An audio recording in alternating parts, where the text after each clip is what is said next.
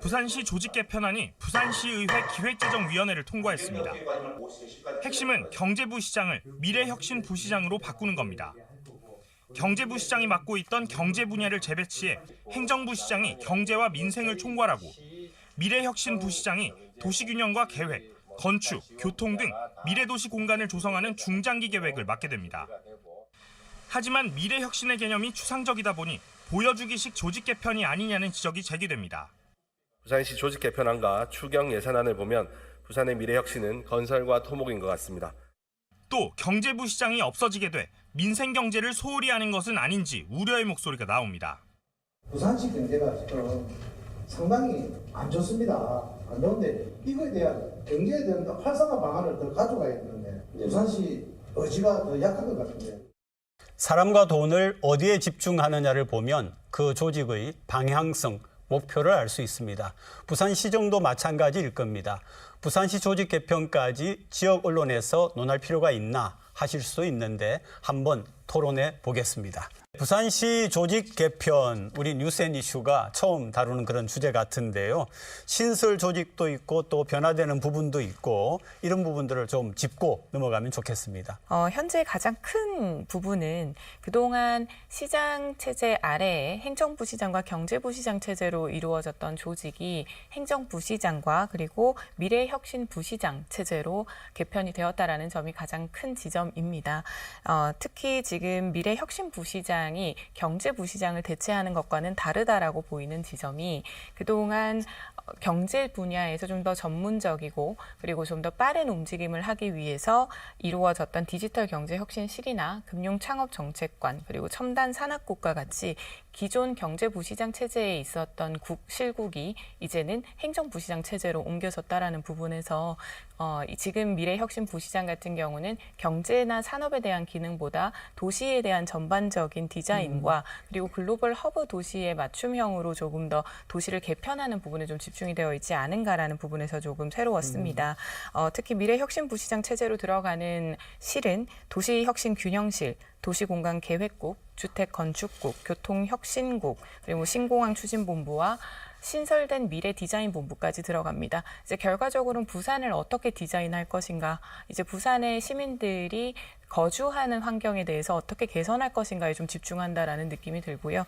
다만 행정부시장 같은 경우는 말씀드렸던 경제부시장 체제에 있었던 국이 올라오고 그리고 민생이나 뭐 국책사업 그리고 특구 지정과 같은 국비 사업에 대한 행정까지도 모두 다 맡게 됨으로 해서 좀 많은 업무 과중이 좀 있지 않을까라는 우려도 있습니다. 세 가지 정도가 저는 아주 주요하게 저희가 봐야 된다 보는데 먼저 미래혁신 부시장 미래혁신 탄생했습니다. 네. 우리가 글로벌허브 특별법을 등에 업고 앞으로 아시아를 선도할 어떤 미래 도시로 나아가고 있기 때문에 어떠한 선언적 의미에서 굉장히 크게 성공하는 조직 개편이었다. 그러니까 부산의 보고요. 미래를 이제 구상해 나갔다 네. 이런 거네요. 그리고 두 네. 번째로는 저희가 인구와의 전쟁을 치르고 있는 그러니까요. 중입니다. 굉장히 중요하죠. 그래서 인구 담당관을 신설했다는 것, 저는 정확하게 맥을 짚었다고 봅니다. 그리고 앞으로 부산시의 어떠한 지형적 변화 속에서 부산을 이끌어갈 신도시로 맥도시티, 그린시티, 낙동강을 끼고 있는 네네. 지역을 저희가 신도시로 발전시키고 있거든요. 그래서 낙동강 미래기획단이 신설됩니다. 저는 이 세 가지가 이번에 부산시 조직 개편에서 아주 유행에 걸맞는 그런 옷으로 잘 갈아입었다라고 평가하고 싶습니다. 그 낙동강 미래기획단은 서부산 발전하고도 상관이 있는 부분인가요? 네, 맞습니다. 이게 더 사실은 크게 봐야 됩니다. 우리가 지금 금정산이 국립공원에 시도하고 있는데요. 그것과 연계해서 낙동강 국가정원도 도전하고 있습니다. 거기서 더불어서 낙동강 하구 국가도시 공원도 추진하고 있고요. 또 맥도 그린시티, 에코델타 스마트시티도 추가적으로 도전하고 있습니다. 이게 무슨 말이냐면 낙동강을 권역으로 낙동강 벨트 지역을 앞으로 부산에 부흥지로 부상시키겠다라는 어떠한 정부 정책이거든요. 거기에 발맞춰서 우리가 낙동강 미래기획단을 신설했다라고 말씀드리고 싶습니다. 인구 아까 얘기 나왔지만 인구 정책 담당관도 둔다고 되어 있고요. 그다음에 또 하나는 경제는 이 직책에서 빠졌어요. 그 명칭이. 이런 부분은 어떻게 보세요? 네, 뭐 인구에 대한 부분 그리고 부울경 초광역 이제 경제 동맹 추진단이 행정자치국 소관이었다 이제 기획관의 소관으로 이제 들어가면서 이제 조금 더 집중을 하겠다라는 부분이 보이는 것은 긍정적입니다만 말씀 주신 것처럼 경제라는 단어가 아예 사라져 버렸습니다. 대신 혁신이라는 단어가 자리를 잡았죠. 그러니까 혁신이 경제나 산업에서 최근엔 필수적인 요소이기는 합니다만 좀 추상적입니다.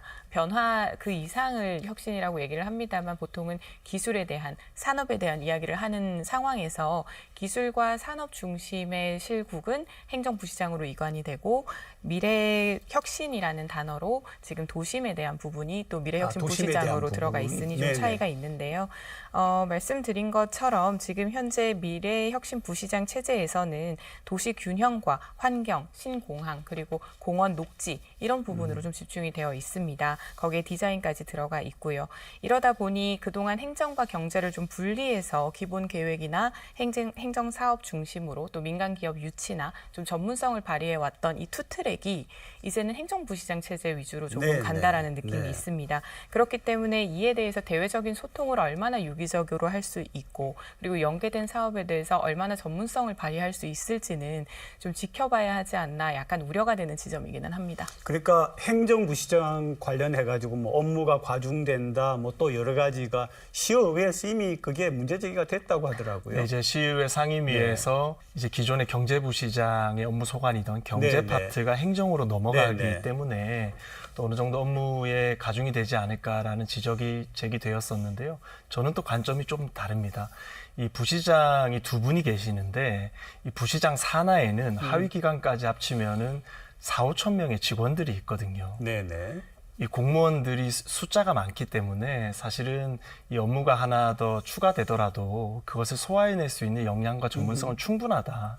그래서 너무 많은 업무가 오는 것이 아니고 한 부서가 신설돼서 오는 것이기 때문에 저는 뭐 업무 가중으로 부산시에 문제가 생길 거다라는 그런 지적은 좀 기우에 불과하다, 잘 돌아갈 거다라고 저는 보고 있습니다. 크게 문제 없을 것 같다. 그런 저는 지적인데. 여전히 좀 모호하다고 봅니다. 예를 들어서 디지털경제혁신실이 이제 행정부시장 산하로 이동을 했고 디지털경제실로 이제 명칭이 변경이 됐는데요. 이 예만 보더라도 디지털경제라는 것에 대한 의미 자체가 디지털 기술을 활용을 해서 가치를 창출하는 것 아니겠습니까? 뭐 예를 들면은 핀테크나 IoT나 빅데이터 같은 경우가 이 내용에 들어가는데요. 실제로 디지털 경제실에서 하는 부분은 소상공인진흥과나 투자유치과 그리고 원스톱 기업 유치 그리고 산업 입지 이런 것과 같이 디지털 경제와는 또 거리가 먼 관련 업무만 지금 배치가 되어 있습니다. 결국은 매우 이렇게 포괄적인 개념을 던지고는 있지만 디지털 경제와 직접적인 관련성이 낮은 업무가 배치됐다라는 것은 결국은 산업적인 측면에서 체질 개선과 구조 변화가 필요한 지금 우리 부산에서 얼마나 효과적으로 이 조직 개편이 닿을 수 있을지 단순한 행정적인 업무만 진행되는 것은 아닌지라는 우려가 분명히 있기 때문에 이 부분에 대해서는 일단 상임위가 통과가 되었으니 본회의 통과에 따라서 그 부작용도 함께 좀 지켜봐야 할 것 같습니다. 절차상의 문제도 있다는 얘기도 나오던데요. 네, 이제 절차상의 문제는 입법 예고 기간을 놓고 갑론을박이 있었던 것 같아요. 원래 입법 예고 같은 경우는 통상적으로 20일 정도 예고를 한 다음에 조례를 통과시키는 게 일반론입니다. 그런데 이번에는 부산시에서 5일 정도 입법 예고를 했거든요. 그런데 이게 뭐 법을 위반한 사안은 아니고요. 부산시에서는 이 조직 개편이 뭐 직결적인 민생 현안과는 관련이 없다라고 판단했던 것 같습니다. 그래서 뭐 법률상은 5일이 가능하기 때문에 뭐 절차를 위반한 것까지는 아니다라는 말씀을 드리고 싶고요. 앞서 말씀드린 것처럼 뭐 경제부시장의 행정부시장의 업무가 가중되는 것이 아니냐, 절차에 문제가 있지 않느냐 이런 주장들이 되풀이 되는데 사실은 이 조직 개편이라는 것은 해도 좋은 소리 못 듣고 안 하면 또 안 한다고 지적이 일어납니다. 그래서 저는 부산시에서 이미 칼을 빼들었기 때문에 좀 강하게 밀어붙여서 좀 혁신을 해내면 좋겠다라고 응원하는 입장입니다. 절차적으로 큰 문제 없다. 네. 아쉬운 부분은 있지요. 이제 아무래도 시민들의 의견을 듣고 이렇게 조직 개편이 되는 부분에 대해서 충분히 이제 여론을 수렴하는 과정으로 법적으로 지정이 되어 있던 기간 20일인데 그 부분에서 굉장히 미만이 되게 올려놨다는 것은 내용이 굉장히 광범위하고 많은데도 불구하고 충분히 외부에서 검토할 시간이 부족할 수밖에 없었다라는 비판은 피하기 어려워 보입니다. 이 조직 개편을 우리가 중점적으로 보아야 하는 이유는 앞으로 부산시의 방향이 무엇에 집중이 되어 있고 그래서 어떻게 조금 더 적극적으로 어느 방향으로 갈 것인지를 판단할 수 있는 것이 조직 그걸 개편입니다. 보여주는 거죠. 네, 그런 상황에서 그 부분을 직접적으로 경험할 시민들께서 충분하게 검토할 시간을 주지 않았다라는 부분에 대해서는 행정적인 부분에서도 절차 위반이다라고는 말할 수는 없겠으나 좀 아쉬웠던 지점이라고는 말할 수 있을 것 같습니다. 두 분에게 이번 부산시 조직 개편 긍정적인 측면 그리고 우려되는 측면을 좀 한두 가지씩만 짧게 짚어달라 이렇게 하면 어떤 얘기 하시겠어요? 우선은 사실 경제부시장 체제가 이루어져 있었다고 하더라도 우리 부산시가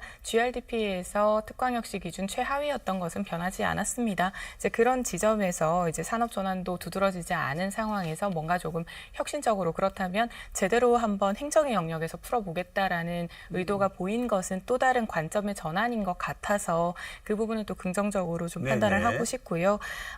부정적인 부분에 대해서는 말씀드리자면 신기술, 신산업에 대한 전문성을 얼마나 행정 자체의 영역에서 해낼 수 있을지 이 부분에 대해서 외주라든지 또 외부와의 협력이 또 필요로 할 텐데 이런 부분을 얼마나 좀 과밀한 행정적인 업무가 지금 투입된 행정부시장 체제에서 효율적으로 일어날지에 대한 부분은 우려가 된다. 말씀드립니다. 네, 우리가 행정부시장, 경제부시장 체제로 아주 오랜 시간을 시정을 끌어왔습니다. 그렇죠. 굉장히 오래됐죠. 그럼에도 파격적이거나 이렇다 할 부산에 큰 변화가 없었거든요. 그러면 전술이 잘못된 겁니다. 그래서 올바른 전술을 찾아서 새로운 시도를 하는 것, 그리고 또 미래를 보면서 도전하는 것, 이 부분에 있어서 저는 아주 긍정적으로 고평가하고 싶고요.